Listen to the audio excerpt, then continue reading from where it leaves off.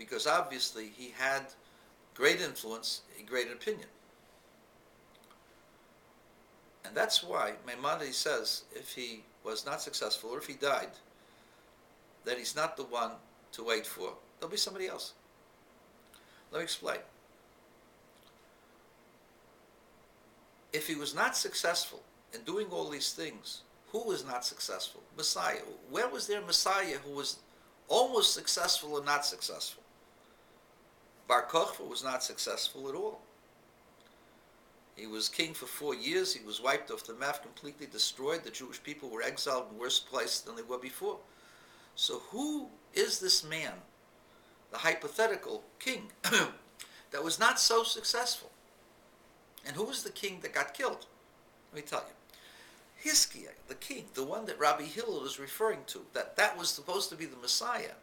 And he didn't become the Messiah, and therefore there's not going to be a Messiah afterwards. He was supposed to be the Messiah, but he didn't get it right. He didn't do everything. So he was not successful. And you may think that once he was not successful, and he's supposed to be the Messiah, that's it. God designated one person to be the Messiah, and that's it.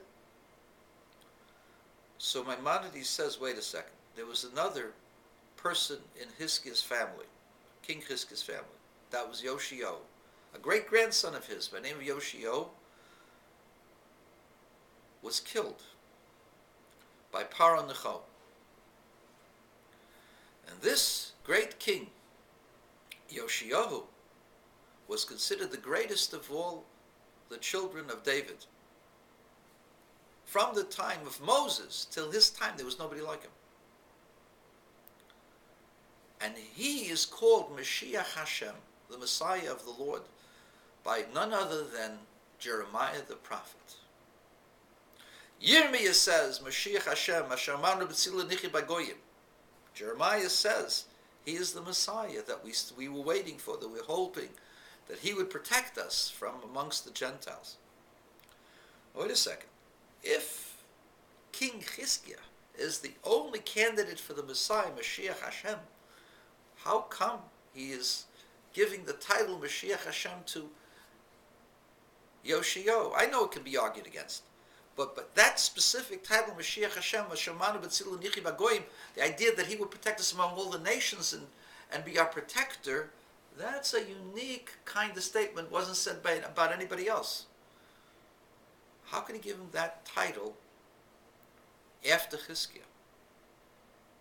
The answer is obviously, even after Hiskiah dies, there could be Messiah. And so Maimonides' purpose in bringing that statement, if he was not successful, or if he dies, is only to tell us that Messiah is coming. Messiah is not a specific person. Messiah is a role of the king. Kings of the house of David have to bring the Jewish people to follow the Torah, and their mandate is to fight the battle of God and to get rid of the enemies of Israel and to rebuild the house of Israel in the Holy Land. That's their mandate. And when they do it, that will be Messiah, whoever it may be. But that's the mandate of the king. And therefore, even if you will see that a great man has died or wasn't successful, a great king has died and wasn't successful, don't make the mistake of Rabbi Hillel, but realize that Messiah will still be coming. The fact that he doesn't address the idea whether a person can become the Messiah from the dead is a reason for that. Maimonides doesn't deal in the book of Halacha, book of law, with things that are supernatural. Things like person rising from the dead, not dying, or rising from the dead. These are things that Maimonides does not deal with in the book of law, because Maimonides issues a verdict in the next chapter, chapter 12, that the time of Messiah will be the same as the time of the exile. The Yankees will still be playing, the Colts will still be on television, the Lions will still be losing, and Mashiach will be here teaching Torah. And there won't be any difference except Mashiach will be here. We'll have the opportunity to study Torah on the highest level. And therefore, since there won't be any difference in nature between the times of Mashiach and the exile, so Maimonides does not deal with anything that requires superhuman events, extraordinary events, miraculous things. Doesn't deal with it. But he only deals with Rabbi Hillel. And therefore, Rabbi student, please, look at your source. In that source it says that Jesus also wanted to be the Messiah. And if it is such a terrible thing that Messiah from the dead, they should have said so in criticizing the Christians. And in fact, should have also said that they still believe in a dead Mashiach, which is also impossible.